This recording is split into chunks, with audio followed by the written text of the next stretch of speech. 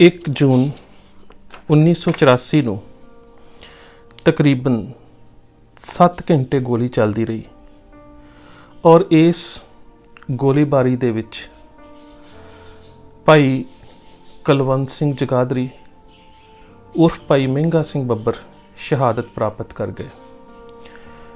ਲੰਗਰ ਵਾਲੀ ਇਮਾਰਤ ਦੇ ਕੋਲ ਕਾਰ ਸੇਵਾ ਦੇ ਜਥੇ ਨਾਲ ਸੰਬੰਧਿਤ 3 ਸਿੰਘ ਸ਼ਹਾਦਤਾਂ ਪ੍ਰਾਪਤ ਕਰ ਗਏ, ਜਿਨ੍ਹਾਂ ਦੇ ਵਿੱਚੋਂ ਇੱਕ ਦਾ ਨਾਮ ਭਾਈ ਮੇਜਰ ਸਿੰਘ ਮਿਲਦਾ ਹੈ, ਜਿਨ੍ਹਾਂ ਦੇ ਪੱਟ ਦੇ ਵਿੱਚ ਗੋਲੀ ਲੱਗੀ ਔਰ ਬਹੁਤ ਜ਼ਿਆਦਾ ਖੂਨ ਵਹਿਣ ਦੇ ਨਾਲ ਉਹਨਾਂ ਦੀ ਸ਼ਾਮ ਨੂੰ ਸ਼ਹਾਦਤ ਹੋ ਗਈ। ਇਸੇ ਤਰ੍ਹਾਂ ਹੀ ਜਥਾ ਪਿੰਡਰਾਂ ਦੇ ਵਿੱਚੋਂ ਭਾਈ ਰਾਮ ਸਿੰਘ ਮਹਿਤੇ ਵਾਲੇ ਵੀ ਇੱਕ ਮੋਰਚੇ ਦੇ ਵਿੱਚ CRPF ਦੀ ਗੋਲੀ ਦਾ ਸ਼ਿਕਾਰ ਹੋਏ ਤੇ ਸ਼ਹਾਦਤ ਪ੍ਰਾਪਤ ਕਰ ਗਏ। ਸੋ 1 ਜੂਨ ਨੂੰ ਤਕਰੀਬਨ 4 ਸਿੰਘ ਜਿਹੜੇ ਕਿ ਸਮੁੱਚੇ ਸੰਘਰਸ਼ ਦੇ ਵਿੱਚ ਸਰਗਰਮ ਸਨ, ਉਹ ਸ਼ਹਾਦਤਾਂ ਪ੍ਰਾਪਤ ਕਰ ਗਏ ਔਰ ਇਹਨਾਂ 4 ਤੋਂ ਇਲਾਵਾ 7 ਸ਼ਰਧਾਲੂ ਪਰਿਕਰਮਾ ਦੇ ਵਿੱਚ ਔਰ ਲੰਗਰ ਸਾਹਿਬ ਦੀ ਇਮਾਰਤ ਔਰ ਗੁਰੂ ਨਾਨਕ ਨਿਵਾਸ ਦੀ ਛੱਤ ਦੇ ਉੱਪਰ ਵੱਖ-ਵੱਖ ਜਗ੍ਹਾ ਦੇ ਉੱਪਰ ਗੋਲੀਆਂ ਲੱਗਣ ਦੇ ਨਾਲ ਸ਼ਹੀਦ ਹੋ ਗਏ। ਤੇ ਇਸ 1 ਜੂਨ 1984 ਨੂੰ ਹੀ 25 ਦੇ ਕਰੀਬ ਸਿੰਘ ਜਿਹੜੇ ਸ਼ਰਧਾਲੂ ਸੀ, ਉਹ ਜ਼ਖਮੀ ਹੋ ਗਏ। 1 ਜੂਨ ਨੂੰ ਸਾਰਾ ਦਿਨ ਗੋਲੀਬਾਰੀ ਚੱਲਦੀ ਰਹੀ। ਰਾਤ ਨੂੰ ਜਦੋਂ ਅਜੇ ਵੀ ਰੁਕ ਕੇ ਗੋਲੀ ਚੱਲ ਰਹੀ ਸੀ ਤੇ ਦੂਸਰੇ ਪਾਸੇ ਸੰਤ ਜਰਨੈਲ ਸਿੰਘ ਖਾਲਸਾ ਪਿੰਡਰਾਂ ਵਾਲੇ, ਜਨਰਲ ਸ਼ਬੇਗ ਸਿੰਘ, ਭਾਈ ਅਮਰੀਕ ਸਿੰਘ, ਭਾਈ ਰਿਸ਼ਪਾਲ ਸਿੰਘ, ਭਾਈ ਹਰਮਿੰਦਰ ਸਿੰਘ ਸੰਧੂ ਤੇ ਹੋਰ ਜਿੰਨੇ ਵੀ ਨੌਜਵਾਨ ਲੀਡਰ ਸਨ, ਉਹ ਵੱਖ-ਵੱਖ ਮੋਰਚਿਆਂ ਦੀ ਵਿਉਂਤਬੰਦੀ ਦੇ ਵਿੱਚ ਲੱਗੇ ਹੋਏ ਸਨ। ਸਾਰੀ ਰਾਤ ਇਸੇ ਤਰ੍ਹਾਂ ਹੀ ਲੰਘ ਗਈ। ਸਵੇਰੇ 2 ਜੂਨ ਦਾ ਦਿਨ ਚੜ੍ਹਿਆ ਤਾਂ ਤਕਰੀਬਨ ਅੰਮ੍ਰਿਤਸਰ ਸ਼ਹਿਰ ਦੇ ਵਿੱਚ ਕਰਫਿਊ ਲੱਗਾ ਹੋਇਆ ਸੀ। ਖਾਸ ਕਰਕੇ ਦਰਬਾਰ ਸਾਹਿਬ ਦੇ ਨੇੜੇ ਦੇ ਇਲਾਕੇ ਦੇ ਵਿੱਚ ਕਰਫਿਊ ਬਹੁਤ ਸਖਤ ਸੀ। ਕੁਝ ਪੱਤਰਕਾਰ ਜਿਨ੍ਹਾਂ ਦੇ ਕੋਲ ਕਰਫਿਊ ਪਾਸ ਸਨ, ਉਹ ਬੇਸ਼ੱਕ CRPF ਤੇ BSF ਦੇ ਅਫਸਰਾਂ ਨੂੰ ਵਿਖਾ ਕੇ ਦਰਬਾਰ ਸਾਹਿਬ ਪਰਿਸਰ ਦੇ ਵਿੱਚ ਦਾਖਲ ਹੋਏ, ਪਰ ਉਹਨਾਂ ਨੂੰ ਵੀ ਬਹੁਤ ਜਲਾਲਤ ਦਾ ਸਾਹਮਣਾ ਕਰਨਾ ਪਿਆ। ਭਾਵ ਕਿ CRPF ਤੇ BSF ਦੇ ਸਿਪਾਹੀਆਂ ਨੇ ਉਹਨਾਂ ਨੂੰ ਜਗ੍ਹਾ ਦੇ ਉੱਪਰ ਰੋਕ ਕੇ ਬਹੁਤ ਜਲੀਲ ਕੀਤਾ। ਇਸ ਤਰ੍ਹਾਂ ਦੇ ਨਾਲ ਜਦੋਂ ਉਹ ਪੱਤਰਕਾਰ ਦਰਬਾਰ ਸਾਹਿਬ ਪਰਿਸਰ ਦੇ ਵਿੱਚ ਆਏ ਤਾਂ ਉਹਨਾਂ ਨੇ 1 ਜੂਨ ਨੂੰ ਹੋਈ ਗੋਲਾਬਾਰੀ ਦੇ ਨਿਸ਼ਾਨ ਵੇਖੇ ਔਰ ਉਹਨਾਂ ਪੱਤਰਕਾਰਾਂ ਦੀਆਂ ਰਿਪੋਰਟਾਂ ਦੇ ਉੱਪਰ ਆਧਾਰਿਤ ਜੇਕਰ ਇਹਨਾਂ ਗੋਲੀਬਾਰੀ ਦੇ ਜਿਹੜੀ ਕਿ 1 ਜੂਨ ਨੂੰ ਬਿਨਾਂ ਕਿਸੇ ਭੜਕਾਹਟ ਦੇ ਵਿੱਚ CRPF ਤੇ BSF ਦੇ ਵੱਲੋਂ ਕੀਤੀ ਗਈ, ਉਸ ਦੇ ਮੁਤਾਬਕ ਸ੍ਰੀ ਦਰਬਾਰ ਸਾਹਿਬ ਦੀ ਸੁਨਹਿਰੀ ਇਮਾਰਤ ਨੂੰ 38 ਗੋਲੀਆਂ ਤੇ ਪਰਿਕਰਮਾ ਦੇ ਵਿੱਚ 167 ਗੋਲੀਆਂ ਦੇ ਨਿਸ਼ਾਨ ਜਿਹੜੇ ਸੀ ਉਹ ਵੇਖੇ ਗਏ। ਕੁਝ ਸ਼ਰਧਾਵਾਨ ਸਿੱਖਾਂ ਨੇ ਪਰਿਕਰਮਾ ਦੇ ਵਿੱਚ ਲੱਗੀਆਂ ਹੋਈਆਂ ਗੋਲੀਆਂ ਦੇ ਦੁਆਲੇ ਲਾਲ ਨਿਸ਼ਾਨ ਲਗਾ ਕੇ ਉਹਨਾਂ ਉੱਪਰ 1 ਜੂਨ 1984 ਲਿਖ ਦਿੱਤਾ ਕਿ 1 ਜੂਨ ਨੂੰ CRPF ਤੇ BSF ਦੇ ਵੱਲੋਂ ਚਲਾਈਆਂ ਗਈਆਂ ਗੋਲੀਆਂ ਜਿਹੜੀਆਂ ਕਿ ਦਰਬਾਰ ਸਾਹਿਬ ਦੀ ਪਵਿੱਤਰ ਇਮਾਰਤ ਦੇ ਵਿੱਚ ਲੱਗੀਆਂ ਸਨ, ਉਹਨਾਂ ਦੇ ਨਿਸ਼ਾਨਾਂ ਨੂੰ ਇੱਕ ਯਾਦਗਾਰ ਦੇ ਵਜੋਂ ਸੰਭਾਲ ਲਿਆ ਜਾਵੇ। ਕੁਝ ਸਮਾਂ ਬੀਤਿਆ ਤਾਂ ਜਿਹੜੇ ਸਿੰਘ ਸ਼ਹੀਦ ਹੋਏ ਸੀ, ਉਹਨਾਂ ਦੇ ਵਿੱਚੋਂ ਭਾਈ ਕੁਲਵੰਤ ਸਿੰਘ ਜਗਾਦਰੀ, ਜਿਨ੍ਹਾਂ ਨੂੰ ਭਾਈ ਮਹਿੰਗਾ ਸਿੰਘ ਬੱਬਰ ਦੇ ਨਾਮ ਦੇ ਨਾਲ ਜਾਣਿਆ ਜਾਂਦਾ ਹੈ, ਉਹਨਾਂ ਦਾ ਮ੍ਰਿਤਕ ਸਰੀਰ ਗੁਰੂ ਨਾਨਕ ਨਿਵਾਸ ਦੀ 44 ਔਰ 45 ਨੰਬਰ ਕਮਰੇ ਦੀ ਸਾਹਮਣੇ ਦੀ ਬਾਰਾਂਦਰੀ ਦੇ ਵਿੱਚ ਬਰਾਂਡੇ ਦੇ ਵਿੱਚ ਰੱਖਿਆ ਹੋਇਆ ਸੀ। ਸਰਦਾਰ ਬਲਬੀਰ ਸਿੰਘ ਹੁਣਾਂ ਨੇ ਜਿਸ ਵੇਲੇ ਭਾਈ ਕੁਲਵੰਤ ਸਿੰਘ ਜਗਾਦਰੀ ਦੇ ਸ਼ਹੀਦੀ ਸਰੂਪ ਨੂੰ ਤੱਕਿਆ ਤਾਂ ਜਿਹੜੇ ਉਹਨਾਂ ਨੇ ਸ਼ਬਦ ਲਿਖੇ ਨੇ ਉਹ ਬੜੇ ਹੀ ਭਾਵਪੂਰਤ ਨੇ। ਉਹ ਲਿਖਦੇ ਨੇ ਕਿ ਇਸ ਸਬੰਧ ਦੇ ਵਿੱਚ ਮੈਨੂੰ ਇਸ ਤਰ੍ਹਾਂ ਅਨੁਭਵ ਹੋ ਰਿਹਾ ਸੀ ਕਿ ਸ਼ਹੀਦ ਉਸ ਅਕਾਲ ਪੁਰਖ ਨੂੰ ਸਭ ਤੋਂ ਵੱਧ ਪਿਆਰੇ ਹੁੰਦੇ ਹਨ ਅਤੇ ਉਸ ਵਾਹਿਗੁਰੂ ਦੇ ਸਮੁੱਚੇ ਬ੍ਰਹਿਮੰਡਕ ਨਿਜ਼ਾਮ ਵਿੱਚ ਅਰਥਾਤ ਇਲਾਹੀ ਦਰਬਾਰ ਦੇ ਵਿੱਚ ਸ਼ਹੀਦਾਂ ਨੂੰ ਖਾਸ ਮੁਕਾਮ ਹਾਸਲ ਹੁੰਦਾ ਹੈ ਅਤੇ ਉਹਨਾਂ ਦੀ ਆਤਮਿਕ ਹਸਤੀ ਉਸ ਰੱਬੀ ਨੂਰ ਦੇ ਨੂਰਾਨੀ ਜਲਵੇ ਨਾਲ ਓਤ-ਪੋਤ ਹੁੰਦੀ ਹੈ ਤੇ ਸ਼ਹੀਦਾਂ ਦੀਆਂ ਦੇਹਾਂ ਉੱਪਰ ਭਾਵੇਂ ਉਹ ਕਿਸੇ ਵੀ ਹਾਲ ਦੇ ਵਿੱਚ ਹੋਣ ਰੱਬੀ ਜਲਵੇ ਦਾ ਨੂਰ ਡੁੱਲ ਡੁੱਲ ਪੈਂਦਾ ਹੈ। ਸੋ ਭਾਈ ਕੁਲਵੰਤ ਸਿੰਘ ਹੁਣਾਂ ਦਾ ਅੰਤਮ ਸੰਸਕਾਰ ਦੀਵਾਨ ਮੰਜੀ ਹਾਲ ਦਰਬਾਰ ਦੇ ਸਾਹਮਣੇ ਔਰ ਜਿਹੜੇ 4 ਸਿੰਘ ਹੋਰ ਸ਼ਹੀਦ ਹੋਏ ਸਨ ਉਹਨਾਂ ਦਾ ਅੰਤਮ ਸੰਸਕਾਰ ਲੰਗਰ ਹਾਲ ਦੀ ਇਮਾਰਤ ਦੇ ਸਾਹਮਣੇ ਕਰ ਦਿੱਤਾ ਗਿਆ। ਰੈੱਡ ਕਰਾਸ ਦੇ ਵੱਲੋਂ ਜ਼ਖਮੀ ਹੋਏ ਸ਼ਰਧਾਲੂਆਂ ਔਰ ਸ਼ਹੀਦ ਸ਼ਰਧਾਲੂਆਂ ਦੇ ਸਰੀਰ ਜਿਹੜੇ ਸੀ ਉਹ ਪਰਿਸਰ ਦੇ ਬਾਹਰੋਂ ਹਟਾ ਲਏ ਗਏ। ਪੱਤਰਕਾਰਾਂ ਨੇ ਵੱਖ-ਵੱਖ ਲੀਡਰਾਂ ਦੇ ਨਾਲ, ਧਰਮਯੁੱਧ ਮੋਰਚੇ ਦੇ ਡਿਕਟੇਟਰ ਦੇ ਨਾਲ ਅਤੇ ਹੋਰ ਸੰਗਤਾਂ ਦੇ ਨਾਲ ਇੰਟਰਵਿਊ ਕਰਕੇ ਜਾਣਕਾਰੀ ਪ੍ਰਾਪਤ ਕੀਤੀ। 2 ਜੂਨ ਨੂੰ ਦੂਸਰੇ ਪਾਸੇ ਦਿੱਲੀ ਦੇ ਵਿੱਚ ਵੀ ਦੇਸ਼ ਦੀ ਪ੍ਰਧਾਨ ਮੰਤਰੀ ਇੰਦਰਾ ਗਾਂਧੀ ਦੇ ਵੱਲੋਂ ਆਪਣੇ ਵੱਖ-ਵੱਖ ਸਲਾਹਕਾਰਾਂ ਦੇ ਨਾਲ ਮੀਟਿੰਗਾਂ ਦਾ, ਇਕੱਤਰਤਾਵਾਂ ਦਾ ਸਿਲਸਿਲਾ ਜਾਰੀ ਸੀ ਔਰ ਉਸ ਦੇ ਵੱਲੋਂ ਔਰ ਮੀਡੀਆ ਦੇ ਵੱਲੋਂ ਇਹ ਜਾਣਕਾਰੀ ਦਿੱਤੀ ਗਈ ਕਿ ਅੱਜ ਰਾਤ ਨੂੰ 8:30 ਵਜੇ ਦੇਸ਼ ਦੀ ਪ੍ਰਧਾਨ ਮੰਤਰੀ ਰਾਸ਼ਟਰ ਨੂੰ ਸੰਬੋਧਨ ਕਰੇਗੀ।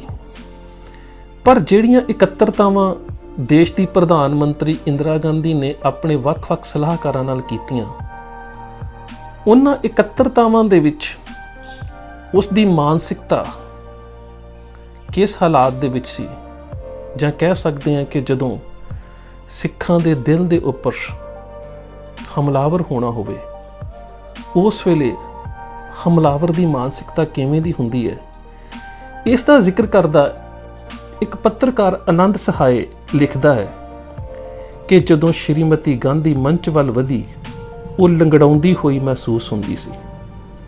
ਉਸ ਦੇ ਮੋਢਿਆਂ ਦੇ ਵਿੱਚ ਕੁੱਬ ਸੀ, ਉਹ ਖਿੰਡੀ ਤੇ ਪਰੇਸ਼ਾਨ ਸੀ। ਉਸ ਦੇ ਚਿਹਰੇ ਦੇ ਉੱਪਰ ਤਣਾਅ ਸੀ, ਬੋਲਦੇ ਹੋਏ ਉਹ ਅਟਕ ਰਹੀ ਸੀ।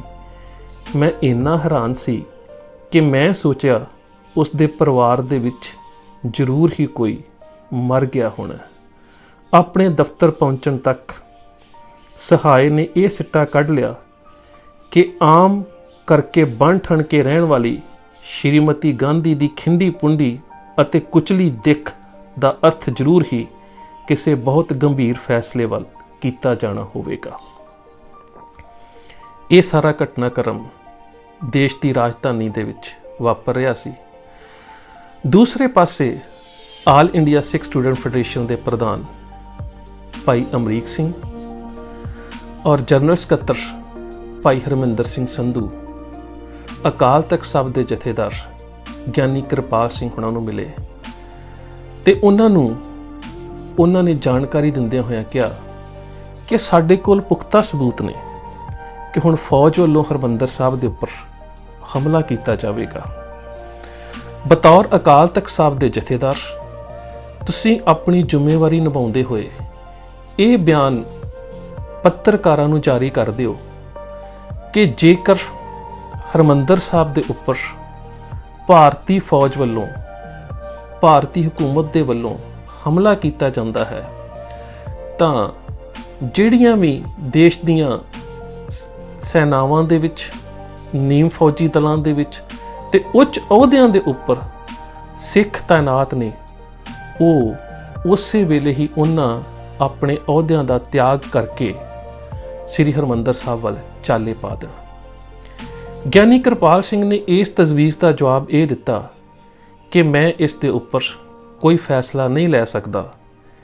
ਇਸ ਦਾ ਫੈਸਲਾ ਲੈਣ ਦਾ ਅਧਿਕਾਰ ਕੇਵਲ ਤੇ ਕੇਵਲ ਮੋਰਚੇ ਦੇ ਡਿਕਟੇਟਰ ਹਰਚੰਦ ਸਿੰਘ ਲੌਂਗੋਵਾਲ ਦੇ ਕੋਲ ਹੈ।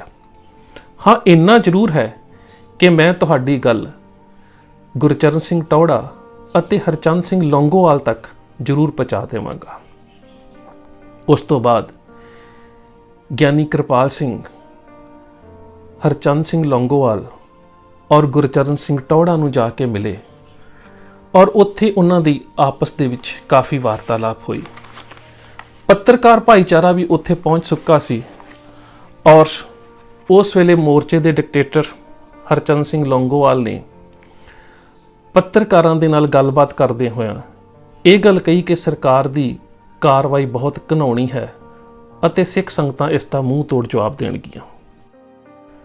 ਤਾੜਨਾ ਕੀਤੀ ਗਈ ਔਰ ਜਦੋਂ ਕਿਰਪਾਲ ਸਿੰਘ ਹੁਣਾਂ ਨੇ ਭਾਈ ਹਰਮਿੰਦਰ ਸਿੰਘ ਸੰਧੂ ਤੇ ਭਾਈ ਅਮਰੀਕ ਸਿੰਘ ਹੁਣਾਂ ਦੀ ਤਜਵੀਜ਼ ਨੂੰ ਉਹਨਾਂ ਦੇ ਸਾਹਮਣੇ ਰੱਖਿਆ ਤਾਂ ਉਹਨਾਂ ਨੇ ਇਹ ਕਹਿ ਕੇ ਰੱਦ ਕਰ ਦਿੱਤਾ ਕਿ ਸ਼ਾਇਦ ਦਰਬਾਰ ਸਾਹਿਬ ਦੇ ਉੱਪਰ ਹਮਲਾ ਨਹੀਂ ਹੋਵੇਗਾ ਤੇ ਜੋ ਕੁਝ ਇਹਨਾਂ ਫੈਡਰੇਸ਼ਨ ਆਗੂਆਂ ਵੱਲੋਂ ਕਿਹਾ ਜਾ ਰਿਹਾ ਹੈ ਇਹ ਸੰਭਵ ਨਹੀਂ ਹੈ।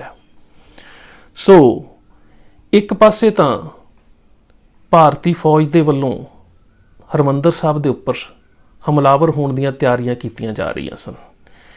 ਇਹ ਗੱਲ ਜ਼ਿਕਰਯੋਗ ਹੈ ਕਿ ਦਰਬਾਰ ਸਾਹਿਬ ਦੇ ਉੱਪਰ ਹਮਲੇ ਦੀ ਵਿਉਂਤਬੰਦੀ ਬਹੁਤ ਸਮਾਂ ਪਹਿਲਾਂ ਚਕਰਾਤਾ ਦੇ ਵਿੱਚ ਦਰਬਾਰ ਸਾਹਿਬ ਦਾ ਇੱਕ ਮਸਨੂਈ ਮਾਡਲ ਤਿਆਰ ਕਰਕੇ ਫੌਜ ਨੂੰ ਪਹਿਲਾਂ ਹੀ ਸਿਖਲਾਈ ਦਿੱਤੀ ਜਾ ਚੁੱਕੀ ਸੀ ਔਰ ਉਸ ਵੇਲੇ ਸੈਨਾ ਦੇ ਮੁਖੀ ਜਨਰਲ ਸਿਨਹਾ ਨੂੰ ਜਦੋਂ ਇਸ ਹਮਲੇ ਦੀ ਅਗਵਾਈ ਕਰਨ ਬਾਰੇ ਕਿਹਾ ਗਿਆ ਤਾਂ ਉਹਨਾਂ ਨੇ ਬੜੇ ਭਾਵਪੂਰਤ ਸ਼ਬਦਾਂ ਦੇ ਵਿੱਚ ਕਿਹਾ ਕਿ ਦੇਸ਼ ਦੇ ਅੰਦਰ ਜੇਕਰ ਕਿਸੇ ਤਰ੍ਹਾਂ ਦਾ ਕੋਈ ਸੰਘਰਸ਼ ਜਾਂ ਅੰਦੋਲਨ ਚੱਲਦਾ ਹੈ ਤਾਂ ਉਸ ਦੇ ਨਾਲ ਸਿੱਝਣ ਦੀ ਜ਼ਿੰਮੇਵਾਰੀ ਪੁਲਿਸ ਦੀ ਔਰ ਨੀਮ ਫੌਜੀ ਦਲਾਂ ਦੀ ਹੁੰਦੀ ਹੈ।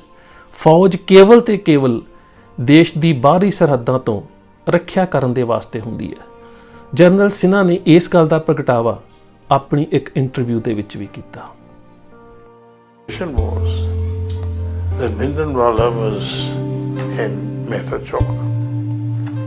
He had met Zail Singh, the Home Minister in Delhi, coming from Bombay with 30-40 rifles with him.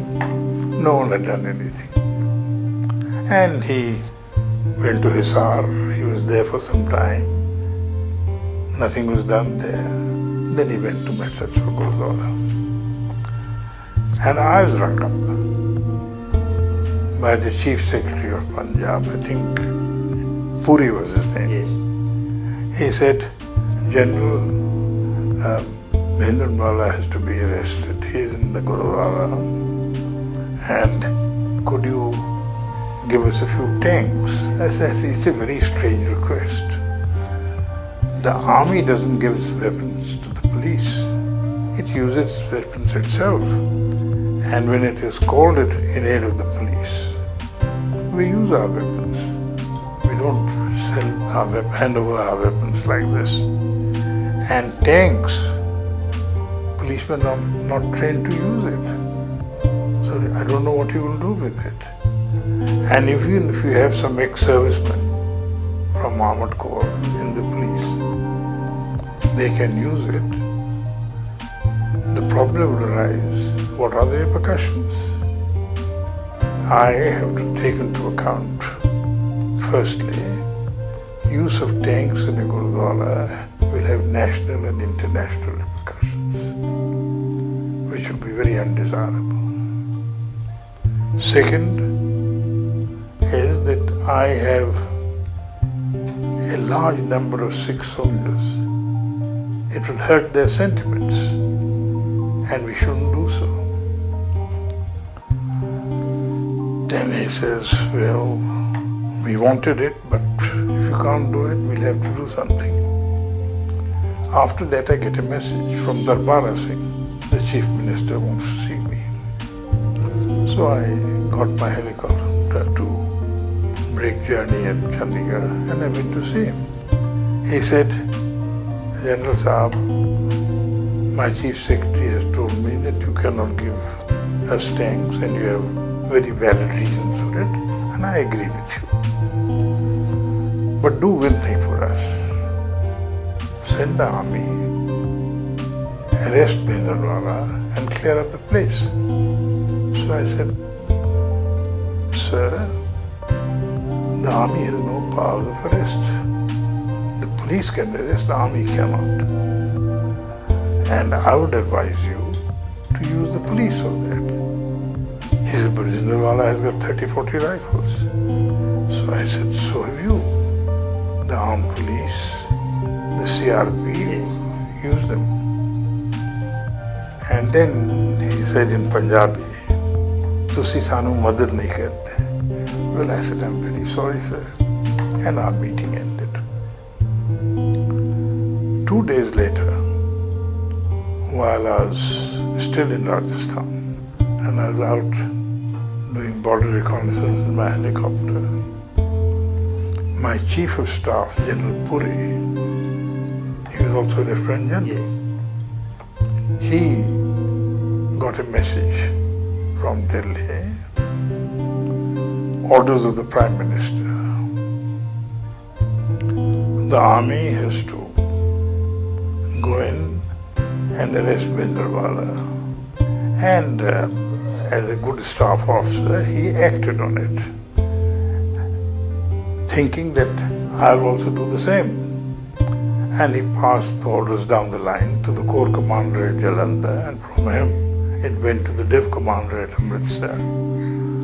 And a Gurkha battalion was detailed to go to Mehta Chowk. And I was informed at about 6 in the evening or 5:30 when I had landed. So my immediate reaction was, stop that, cancel that order. And he said, sir, but those are the Prime Minister's orders. I said, yes. So far as you are concerned, you have to carry out my orders. As regards the Prime Minister's orders, I'll deal with the problem myself. So I rang up Venkatraman. I thought, there's no point in my ringing up Vice Chief. Although he's a friend of mine, Setna, we were colleagues. I rang up Venkatraman, particularly after I had discussed at Bhatinda the Sikh problem with him.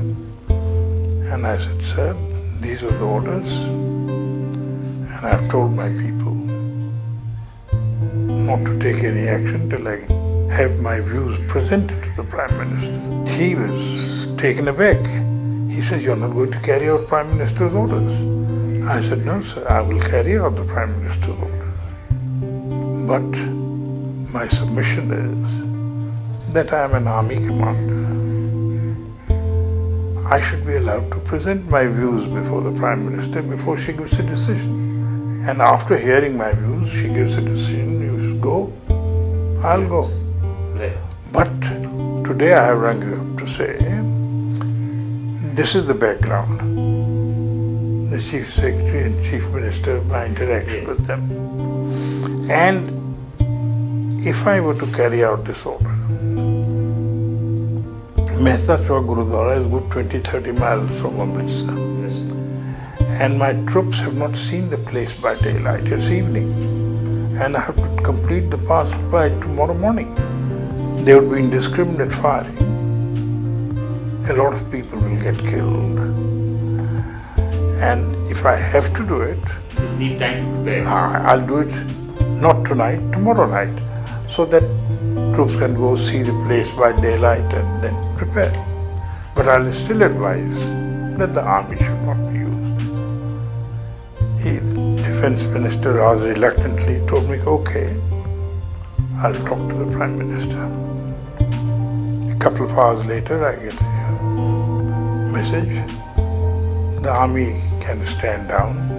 The task will be carried out by the state government. ਖੈਰ ਇਸ ਤੋਂ ਬਾਅਦ ਇੱਕ ਬੜੇ ਹੀ ਭੱਦੇ ਜਿਹੇ ਤਰੀਕੇ ਦੇ ਨਾਲ ਉਹਨਾਂ ਨੂੰ ਅਹੁਦੇ ਤੋਂ ਲਾਂਭੇ ਕਰਕੇ ਦੇਸ਼ ਦੀ ਪ੍ਰਧਾਨ ਮੰਤਰੀ ਇੰਦਰਾ ਗਾਂਧੀ ਨੇ ਆਪਣੇ ਵਿਸ਼ਵਾਸ ਪਾਤਰ ਅਰੁਣ ਕੁਮਾਰ ਵਿਆਦਿਆ ਨੂੰ ਫੌਜਾਂ ਦਾ ਜਨਰਲ ਨਿਯੁਕਤ ਕੀਤਾ ਗਿਆ ਔਰ ਇਸ ਸਾਰੇ ਹਮਲੇ ਦੀ ਜਿਹੜੀ ਕਮਾਂਡ ਸੀ ਉਹਨਾਂ ਦੇ ਹੱਥ ਦਿੱਤੀ ਗਈ। ਦੂਰਦਰਸ਼ਨ ਤੋਂ ਦੇਸ਼ ਦੀ ਪ੍ਰਧਾਨ ਮੰਤਰੀ ਨੇ 8 ਵਜੇ ਪਹਿਲਾਂ ਸੰਬੋਧਿਤ ਹੋਣਾ ਸੀ, ਉਸ ਤੋਂ ਬਾਅਦ 8:30 ਦਾ ਟਾਈਮ ਦਿੱਤਾ ਗਿਆ, ਲੋਕਾਂ ਦੀਆਂ ਨਜ਼ਰਾਂ ਦੂਰਦਰਸ਼ਨ ਦੇ ਉੱਪਰ ਪ੍ਰਸਾਰਣ ਦੇ ਬਾਰੇ ਸਨ, ਪਰ 8:30 ਵਜੇ ਵੀ ਦੂਰਦਰਸ਼ਨ ਦੇ ਵੱਲੋਂ ਉਹ ਜਿਹੜਾ ਪ੍ਰਸਾਰਣ ਸੀ ਉਹ ਪ੍ਰਸਾਰਿਤ ਨਾ ਕੀਤਾ ਗਿਆ। ਅਖੀਰ 9:15 ਵਜੇ ਦੇਸ਼ ਦੀ ਪ੍ਰਧਾਨ ਮੰਤਰੀ ਇੰਦਰਾ ਗਾਂਧੀ ਨੇ ਪੰਜਾਬ ਦੀ ਸਮੱਸਿਆ ਦੇ ਬਾਰੇ ਦੇਸ਼ ਵਾਸੀਆਂ ਦੇ ਨਾਲ ਕੁਝ ਗੱਲਾਂ ਸਾਂਝੀਆਂ ਕੀਤੀਆਂ। I still appeal to them to accept the framework of the settlement government has outlined. If any misgivings or doubts on any issue remain, let us sit around the table and find a solution. ਇਨ੍ਹਾਂ ਗੱਲਾਂ ਤੋਂ ਇੰਜ ਲੱਗਦਾ ਸੀ ਕਿ ਦੇਸ਼ ਦੀ ਪ੍ਰਧਾਨ ਮੰਤਰੀ ਪੰਜਾਬ ਦੀ ਸਮੱਸਿਆ ਦੇ ਹੱਲ ਦੇ ਬਾਰੇ ਬਹੁਤ ਹੀ ਚਿੰਤਤ ਹੈ ਔਰ ਉਹ ਪੰਜਾਬ ਦੀ ਸਮੱਸਿਆ ਨੂੰ ਹੱਲ ਕਰਨਾ ਚਾਹੁੰਦੀ ਹੈ। ਪਰ ਦੂਸਰੇ ਪਾਸੇ ਸੰਤ ਜਰਨੈਲ ਸਿੰਘ ਖਾਲਸਾ ਭਿੰਡਰਾਂ ਵਾਲਿਆਂ ਨੇ ਤੇ ਨੀਤੀਵਾਨ ਜਰਨਲ ਸ਼ਬੀਕ ਸਿੰਘ ਹੁਣਾਂ ਨੇ ਆਪਣੇ ਨਾਲ ਦੇ ਸਾਥੀਆਂ ਨੂੰ ਵੱਖ-ਵੱਖ ਮੋਰਚਿਆਂ ਦੇ ਵਿੱਚ ਤਾਇਨਾਤ ਕਰਨਾ ਸ਼ੁਰੂ ਕਰ ਦਿੱਤਾ ਔਰ 2 ਜੂਨ ਨੂੰ ਜਿਸ ਵੇਲੇ ਪੱਤਰਕਾਰ ਸੰਤ ਜਰਨੈਲ ਸਿੰਘ ਦੇ ਨਾਲ ਮੁਲਾਕਾਤ ਵਾਸਤੇ ਆਏ ਤੇ ਉਹਨਾਂ ਨੇ ਬੜੇ ਸਪਸ਼ਟ ਸ਼ਬਦਾਂ ਦੇ ਵਿੱਚ ਕਹਿ ਦਿੱਤਾ ਕਿ ਹਮਲਾ ਹੋਣ ਵਾਲਾ ਹੈ। ਮੁਗਲ ਰਾਜ ਤੇ ਅੰਗਰੇਜ਼ਾਂ ਦੇ ਰਾਜ ਦੇ ਸਾਰੇ ਪਾਪ ਨੂੰ ਇਸ ਰਾਜ ਵਾਲਿਆਂ ਨੇ ਮਾਤ ਪਾ ਦਿੱਤਾ ਜੋ ਸ੍ਰੀ ਹਰਿਮੰਦਰ ਸਾਹਿਬ ਤੇ ਹਮਲਾ ਕੀਤਾ। ਮੇਰੇ ਵੱਲੋਂ ਸਿੱਖਾਂ ਨੂੰ ਪੁਰਜੋਰ ਅਪੀਲ ਹੈ, ਇਹਦਾ ਮੂੰਹ ਤੋੜਵਾਂ ਜਵਾਬ ਦੇਣ। ਕੇਵਲ ਕਮਰ ਕਸਾ ਨਾ ਕਰਨ, ਕਮਰ ਕਸਾ ਕਰਕੇ ਤੁਰਨ।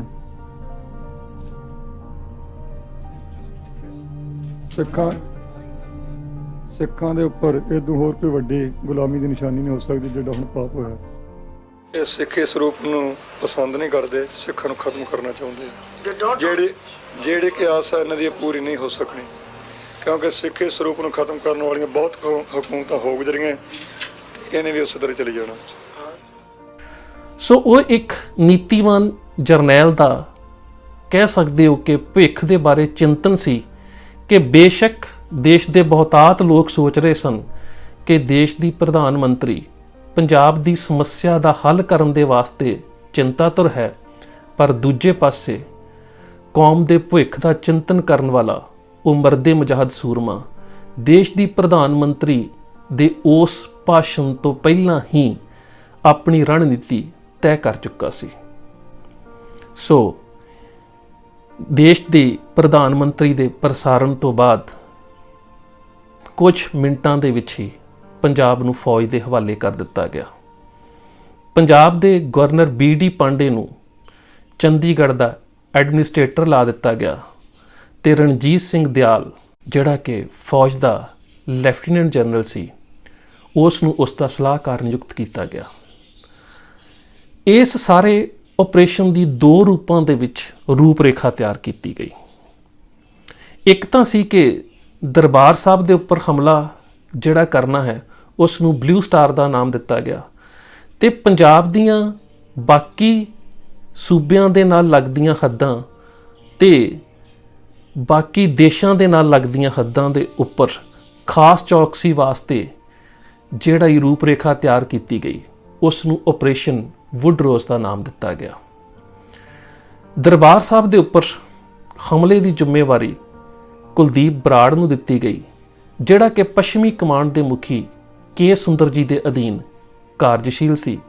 ਦੂਜੇ ਬੰਨੇ ਸੰਤ ਜਰਨੈਲ ਸਿੰਘ ਖਾਲਸਾ ਭਿੰਡਰਾਂ ਵਾਲਿਆਂ ਨੇ ਜਨਰਲ ਸ਼ਬੀਕ ਸਿੰਘ ਦੀ ਸੁਚੱਜੀ ਯੁੱਧ ਨੀਤਿਕ ਵਿਉਂਤਬੰਦੀ ਦੇ ਨਾਲ ਵੱਖ-ਵੱਖ ਮੋਰਚਿਆਂ ਦੇ ਵਿੱਚ ਸਿੰਘਾਂ ਨੂੰ ਤਾਇਨਾਤ ਕਰਨਾ ਆਰੰਭ ਕਰ ਦਿੱਤਾ।